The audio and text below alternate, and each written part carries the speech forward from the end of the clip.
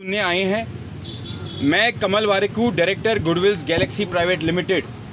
मैं आप सबसे आपके समक्ष ये कहने आया हूँ कि हमने बेंगलोर जैसे शहर को छोड़ के जम्मू को चुना क्योंकि भारत सरकार ने हमारे जैसे युवाओं को एनकरेज किया कि आत्मनिर्भर भारत के तहत, मेक इन इंडिया के तहत और स्टार्टअप इंडिया के तहत आप अपना व्यवसाय खोल सकते हैं जब आपका एक्सपीरियंस उसको करने के लिए आपको दिशा निर्देश दे।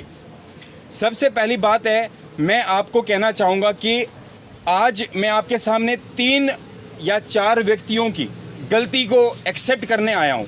सबसे पहली मेरी गलती, दूसरी हमारे कुदरत की गलती, और तीसरी बैंक की गलती, और चौथी लीगल गलती और बैंक की गलती के लिए मैम आपके सामने मेरे बात बताएंगे, और जो बैंक और हमारी जो गलतियाँ हैं उसके साथ मेरी डायरेक्टर लोचन मैडम और मैं बताऊंगा। सबसे पहली बात, मेरी गलती ये थी कि मैं बेंगलोर जैसे शहर से अपना सैलरी छोड़ के जम्मू आया और इन्वेस्ट किया।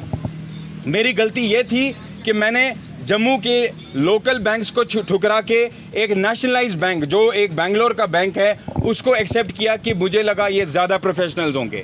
मेरी गलती ये है कि दिन रात करके सड़क पे खड़े होके, धूप में खड़े होके मैंने एक मैन्युफैक्चरिंग यूनिट को अपना पैसा लगा के खड़ा किया। मेरी गलती ये है कि बाकी सारे युवाओं के साथ जो सांबा फेज़ 3 में यूनिट लगाए हैं उनके साथ शाना बशाना चल के मैंने भी एक यूनिट को कोविड से पहले 8 महीने में एस्टैब्लिश किया। मेरी गलती ये है कि मैंने अपनी 2.5 लाख रुपए की सैलरी छोड़ के हमारे जम्मू प्रदेश, हमारे अपने सिटी ऑफ टेम्पल्स में आने की कोशिश की, और मैं भी चाहता था कि लोगों को रोज़गार दूं, लोगों को मैं एक रोड मॉडल बनूं उनका कि हम अपने ही शहर में भी काम कर सकते हैं, हमें दूसरे शहरों में जाके बसने की ज़रूरत नहीं है।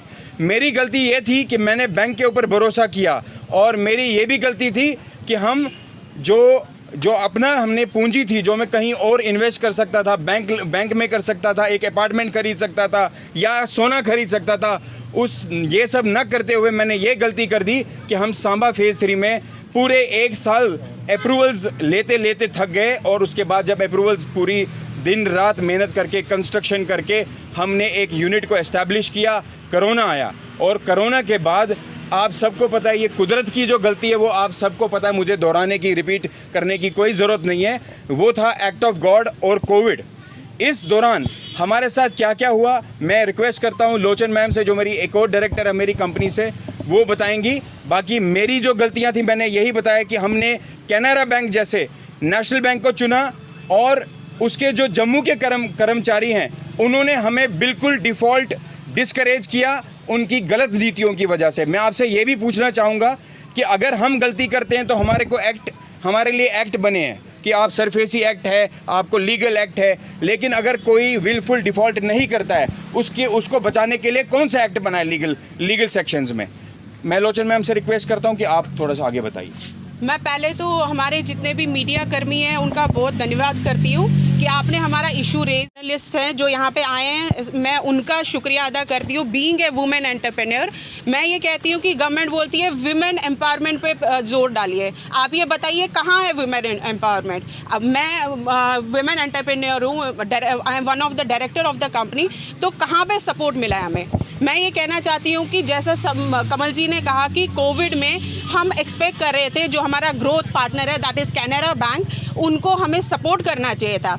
रादर देन उन्होंने क्या किया, ड्यूरिंग कोविड पीरियड हमें लीगल नोटिस भेजे, इंटरेस्ट इलीगली विदाउट लॉ के अगेंस्ट जाके उन्होंने डिडक्ट किया हमारी वर्किंग कैपिटल में से, विच इज़ इलीगल। तो मैं ये कहना चाहती हूँ कि जो कैनरा बैंक है, जो जम्मू ब्रांच है उसकी स्पेशली, उन्होंने हमें बिल्कुल सपोर्ट नहीं किया इसमें।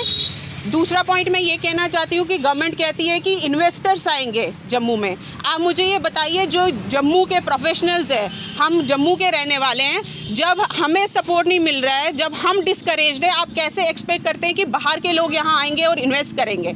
दूसरी बात यह है कि अगर यहाँ का प्रोफेशनल, अगर वो डिस्करेज्ड है, वो यहाँ से दूसरी सिटीज़ में जाता है फॉर एजुकेशन, जॉब अपॉर्चुनिटीज़, तो आप ये सोचिए कि जम्मू में कौन एमएसएमई यूनिट को कौन चलाएगा, हमारे एजुकेशन सिस्टम को कौन चलाएगा, हमारी मेडिकल फैसिलिटी कौन देखेगा।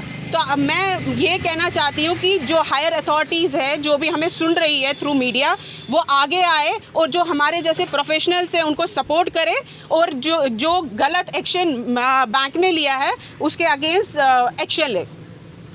चाहूँगी, इनकी यूनिट का प्रोडक्शन शुरू हुआ था फर्स्ट वीक ऑफ जनवरी 2020 में।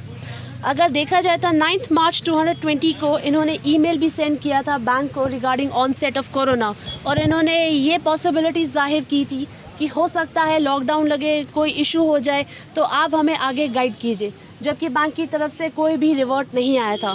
24 मार्च 2020 को लॉकडाउन लगा था और ऑलमोस्ट 3-3.5 महीने तक लगा था। जब खुला भी था तो पूरा लॉकडाउन नहीं खुला था, सिर्फ थोड़ा सा रिलैक्सेशन मिला था, और मोस्ट ऑफ द यूनिट्स जो सांबा में थी, बड़ी ब्राह्मण में थी, उनको मनाही थी, उनको अलाउड नहीं था काम करना। एनी हाउ December 4, 2020 को ये डिक्लेयर कर देते हैं कि इनका जो लोन है that is a non performing asset, लेकिन जो उसका नोटिस है वो इनको मिलता है अप्रैल में, that is 2 April 2021।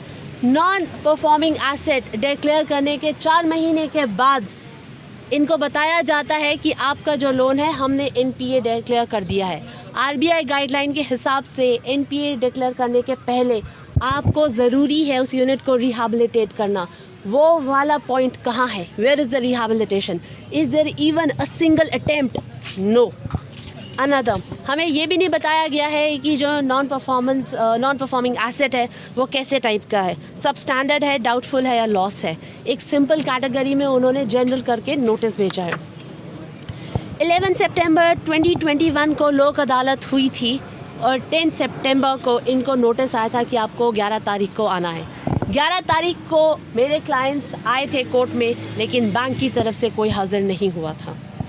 DIC requested bank on 27th October 2021 and 13th of June 2022। उन्होंने ये रिक्वेस्ट किया था कैनरा बैंक से कि आप प्लीज़ जो गुडविल्स गैलेक्सी है उसको थोड़ा सा ब्रीदिंग पीरियड दीजिए, आप उसको हेल्प कीजिए, लेकिन DIC की रिक्वेस्ट को भी कैनरा बैंक ने नहीं माना है। एनी हाउ इन्होंने पोजेसन ले लिया है अभी यूनिट का, और पोजेसन लेने के पास हमारे पास वीडियो प्रूफ है जहां इन्होंने सील तोड़ के खुद से उस यूनिट के अंदर गए हैं। नाउ वी आर सस्पेक्टिंग अगर रिकॉर्ड्स, कोई भी रॉ मटेरियल, कोई भी इंफ्रास्ट्रक्चर अगर यहाँ का वहाँ हुआ या कोई भी डिस्क्रिपेंसी हुई, क्योंकि पोजेसन नोटिस जब इन्होंने दिया था तो उसमें जितने भी अंदर आइटम्स थे उसका एक लिस्ट था।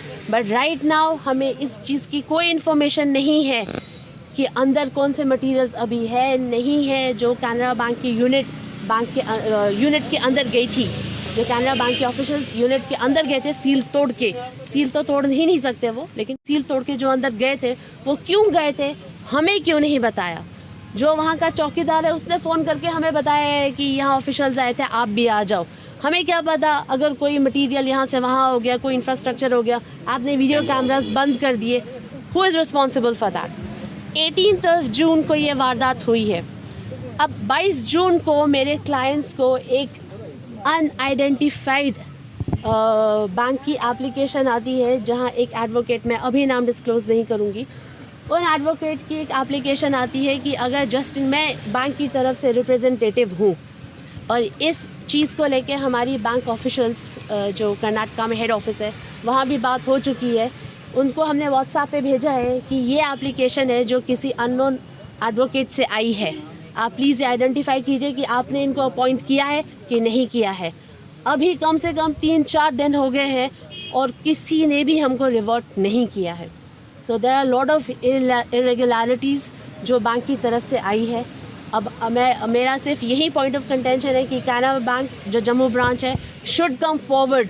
अगर वो कहते हैं कि this is an arbitration clause जो हमारे लोन्स में दिया जाता है, तो आप आइए, we are ready to sit with you, we are ready to talk. आप आइए तो सही, आप नोटिस पे नोटिस भेजे जा रहे हैं, नोटिस नहीं खेलना है।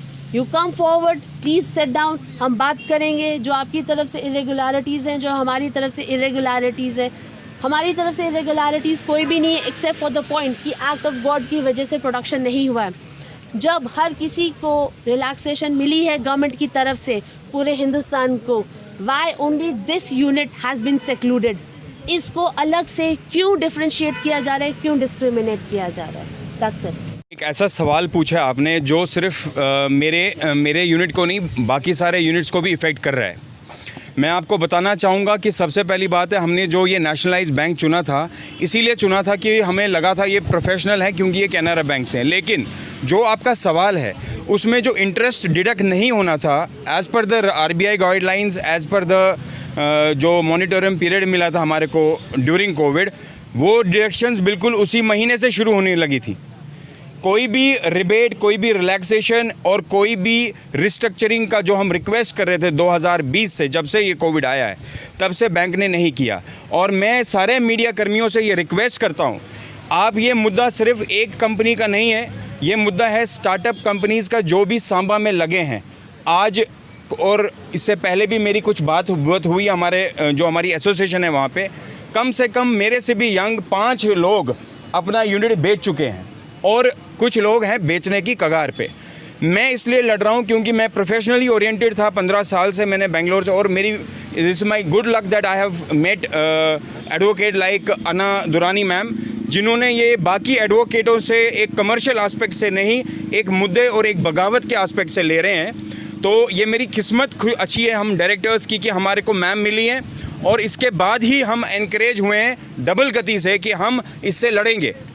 हमने कोई गलती नहीं की है, हमारे को जो लोन दिया गया था उसको प्रॉपरली इम्प्लीमेंट किया गया था। और मैं चाहूँगा, फिर से रिक्वेस्ट करता हूँ मीडिया कर्मियों से, मैं चाहूँगा कि आप एक एनालिसिस करें। बड़ी ब्राह्मणा में 2000 यूनिट्स हैं, उसमें से सिर्फ 200 यूनिट्स क्यों चल रहे हैं? सांबा में जितने भी यूनिट्स लगे हैं वो आज बेचने की कगार पे क्यों हैं? हमारा मुद्दा उसी में डिसॉल्व हो जाएगा हमारा। बाकी हम बैंक से जो चाहते हैं वो लड़ाई मैं मीडिया दोस्तों से भी के थ्रू भी लड़ूंगा और लीगल एडवोकेट के थ्रू भी लड़ूंगा। सर, हेड ऑफिस ने जब हमारी बात सुनी वो भी काफ़ी सरप्राइज़ थे कि ये जो लोकल रिप्रेजेंटेटिव्स हैं कैनरा बैंक के जम्मू में, वो बहुत ही गलत तरीके से उनका एक अप्रोच रहा है हमारे यूनिट के प्रति। और उन्होंने हमें आश्वासन दिया है कि 2-4 दिन में जाए, शायद इस सोमवार तक वो हमारे को एक सलूशन देंगे।